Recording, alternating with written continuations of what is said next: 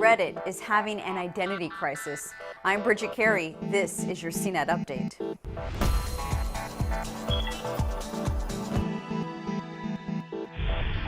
Reddit, one of the most visited sites on the internet, is undergoing changes. This 10-year-old site is one giant discussion board to share links and talk about anything.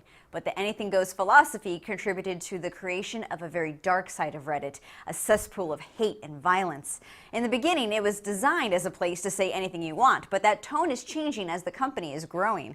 Last year, Reddit received a $50 million investment. Now it's making small steps to address that dark side. The co-founder and new CEO, Steve Huffman, laid out new rules in a post saying that it's going to ban spam, harassment, publishing people's private information, and anything that incites harm or violence against an individual or group of people. But you'll still be able to find hateful speech. The way Reddit works is that there are subcategories for an endless list of topics, and Reddit is continuing to allow topics for groups that promote bigotry, among other filth. Instead of banning it, Reddit's just gonna put a curtain over it and hide it in the corner, flagging it as indecent and requiring you to opt into seeing it. Reddit says it also isn't going to make it searchable, and it's not going to sell ads on it.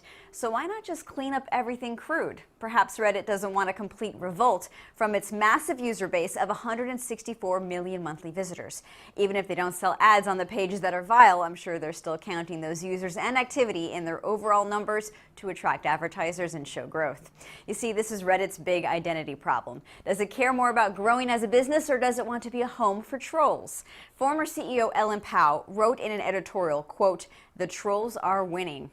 But perhaps those trolls are finding a new place to stay. The site Vote.co is marketing itself as the place to go if you don't like Reddit's restrictions. Vote promises completely unfettered free speech, and it's ranked by users just like Reddit is, with no legal subject out of bounds.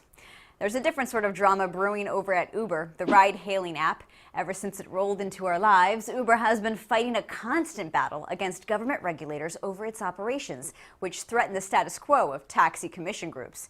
Uber's latest battle with New York City has changed the app. If you use the app in New York, there's a new option called de Blasio, named after New York Mayor Bill de Blasio. And when you click on it, it shows no cars available and a wait time of 25 minutes, asking users to tell the mayor you're against the city putting limits on the service.